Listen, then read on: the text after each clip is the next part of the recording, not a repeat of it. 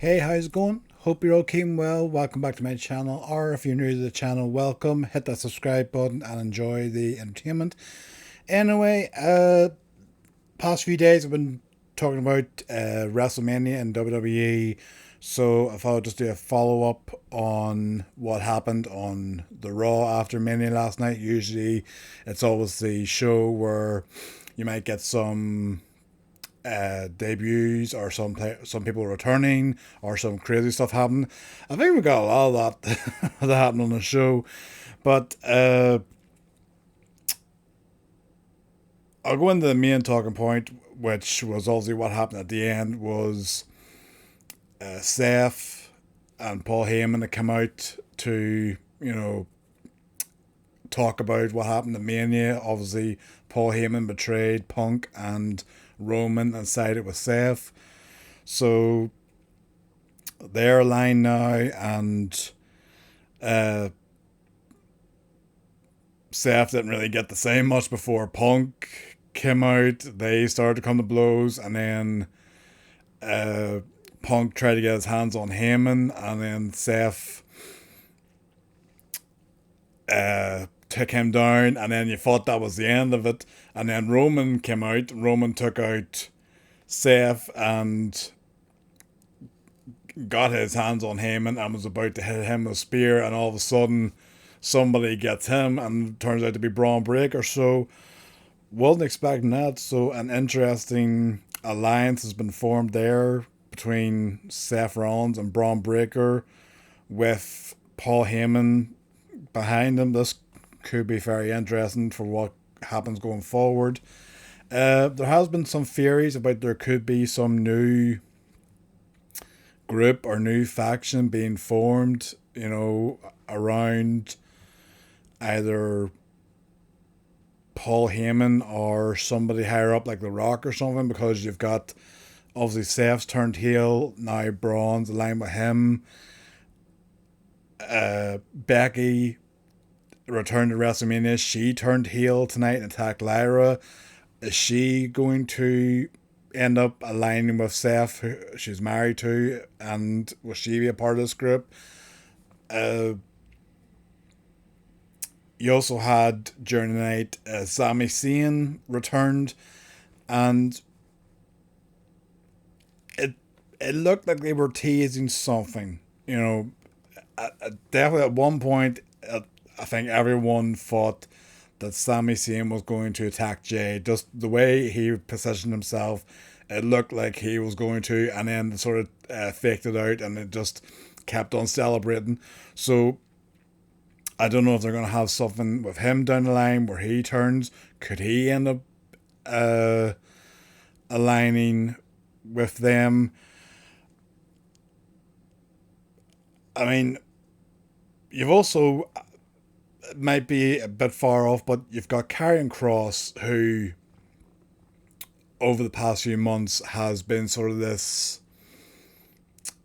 uh devil on the shoulder of of our people. He's been sort of whispering in their ear backstage, and you've seen it happen with different people. The New Day, for example, he talked to them and then they turned heel. uh he spoke to, I think, Seth at times, and now Seth's turned heel. He cut a hell of a promo. I can't remember, was it the post WrestleMania post show or the morning after show they were on. Um, a hell of a shoot promo, basically talking about that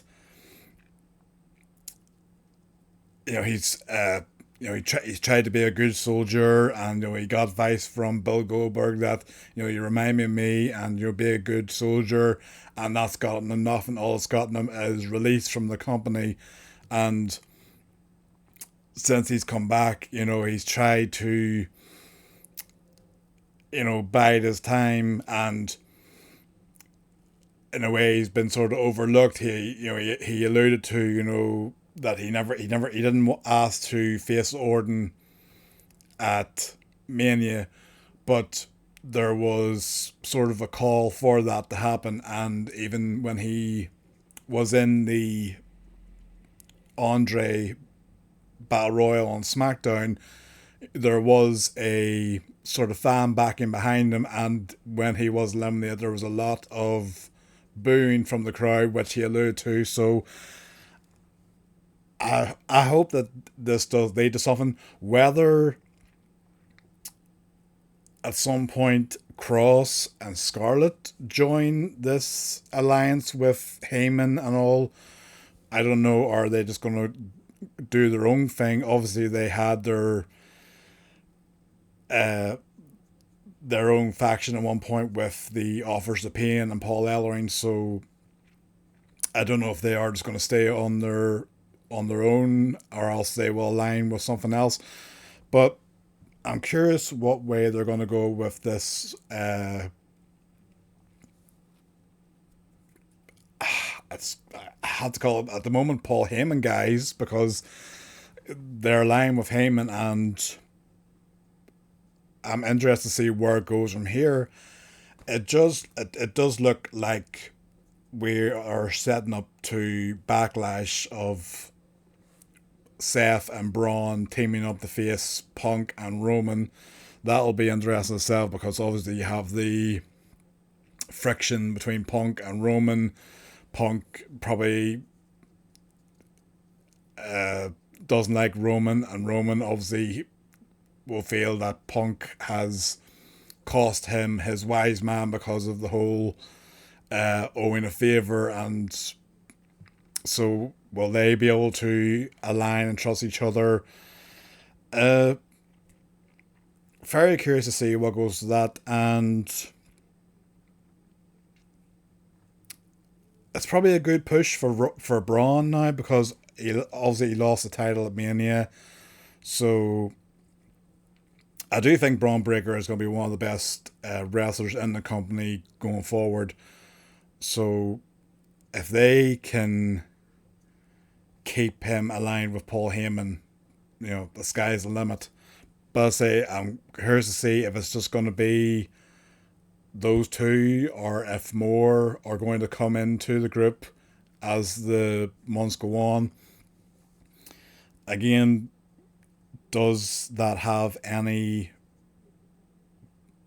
bearing on a wider story with regards to The Rock and Cody, or is that just its own individual thing with Paul Heyman and Seth? I mentioned that Becky turned heel as well. I don't think that they needed to switch the titles at Mania just for Becky to turn heel. I get that they had her make her big return at Mania, and obviously she wasn't going to lose in her return match, but I think they could have worked something where maybe the tag titles weren't on the line at WrestleMania because Bailey had been injured, so it was just a non-title match where they had Lyra has to find a partner to face these two, and if they beat them in a non-title match, then they get their match, a future title match. It feels a bit inconvenient that they just had Liv and Raquel drop the titles in Mania and then win them back the next night. So it just felt like a pointless thing to do, just to have Becky turn on Lyra. But we'll see where she goes going forward. Also, I'm assuming the plan is that Becky attacked Bailey, so at some point they're going to have them two go at it. Will they have Becky challenge Lyra for the Women's Intercontinental title? Curious to see what happens with that. We got Rusev return. Very interesting spot for him to show up. They were doing a segment with the New Day as the new tag champions, and Tozawa and Otis came out, and then Rusev came out and took apart Otis and Tozawa. So very curious to see what they're going to do with Rusev going forward. Uh, I think whenever he was originally in the company, they uh, used him very well, pushed him very well as this, uh, unstoppable force. Nobody could beat him. Uh, he beat the likes of Big Show, Mark Henry, and I think it took I think it was a John Cena beat him at Mania at one point for the US title. Uh, Hopefully that this time round they can do something well with him, whether that be uh, a world title run. I mean, could they have a build up to at some point Rusev beating Jey Uso for the title? Maybe, or at this point, do they see him as a main title competitor, or would he be sort of going for the likes of the Intercontinental title? Uh, I'm assuming because he showed up and attacked Otis and Tozawa that he's returning as a heel character for now, but obviously the crowd is very behind him. They were chanting Rusev Day, so we'll see what happens. And I'm assuming that CJ Lana will be join him as well. I think they said that she had signed a contract to return as well, so we'll see what happens there. We've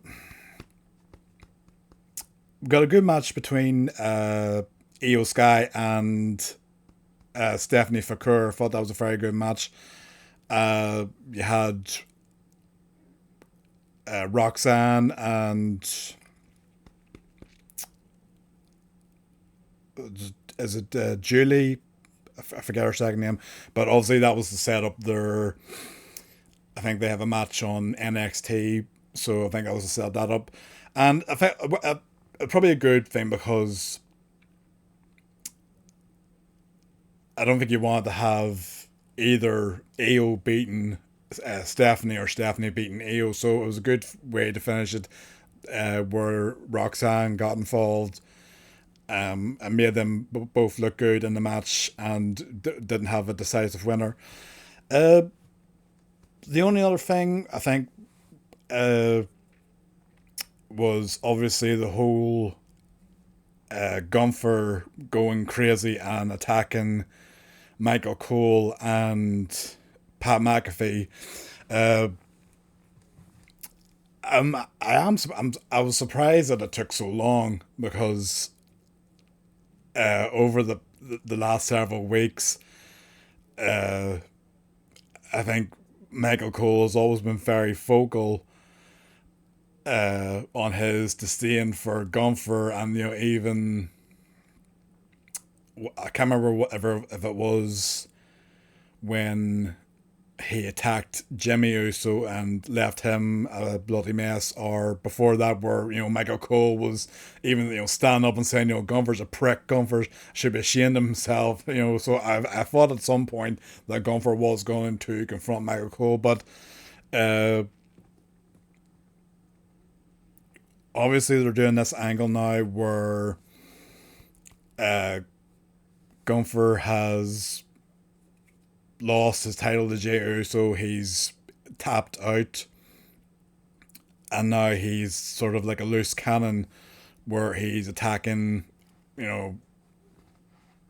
everyone. Even like before that, he had attacked, security personnel whenever he attacked Jimmy. Now he's attacked commentators. I don't know what this is going to lead up to. I'd be surprised if we had Gunther versus Pat McAfee at like Backlash or something. But I don't know, unless this is building up to something else. They did have before an altercation between Gunther and Goldberg, as that in the works at some point for, I don't know, maybe one of the, is it one of the Saudi Arabia shows, Crown Jewel or something like that, or uh, I forget the name of the other one. It was like Super Showdown or something like that. But curious to see what they're going to do. Obviously, they're probably going to do something with Gunther, maybe where he is suspended and then he shows up again somewhere and attacks someone else, and then they have to get somebody to deal with him, uh, whether it's Goldberg or somebody else. But very curious. I thought it was a very good episode of Raw. I've seen a lot of people say that it was a lot better than some of the content on Mania. I can understand that. As I said in my review of WrestleMania, some of the matches were better than others. Some felt like they didn't need to be on the card and just at times felt a bit flat. We'll see what happens going forward. Obviously, we got SmackDown. Oh, sorry. Completely forgot the start of the show. Obviously, Cena come out as a new 17-time world champion. I don't know what's happened with Cody. Even Cena called it out. That as soon as he mentioned Cody Rhodes' name, the fans started booing. So I don't know. As I said before, in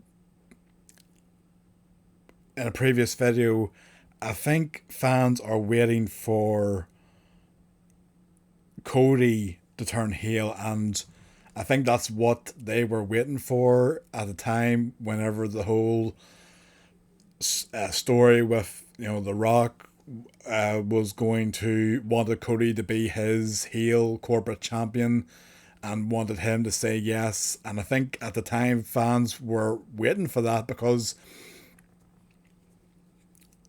yes, they'd had Cody do this heroic battle for the title against Roman and the Bloodline, and even before that they had seen Cody, battle Seth and the torn pec and everything, and battle through all those. So now they wanted to see a different side of Cody. But instead they went with Cena to turn. So I don't know what happens with Cody going forward. We'll have to see. But Orton showed up and dropped Cena with an RKO. Do you know what? I never thought, watching WWE, I never thought we would be in a scenario where you have Randy Orton is the face and John Cena is the heel. Like, with all their history of everything that they have been through, with Orton kicking Cena's dad in the head, and their matches and their rivalries over the last decade or so. I didn't think it would be in a scenario where you have the roles reversed and John Cena is the bad guy and Orton is, sort of the good guy, trying to, I guess, save the company and take the title from John Cena. So I'm assuming that will be booked for Backlash in Orton's hometown of St. Louis. What they do with that, I don't know.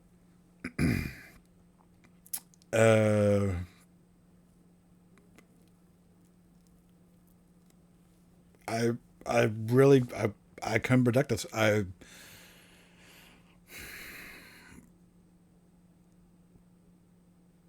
Because it's in Orton's hometown, would they have him beat Cena?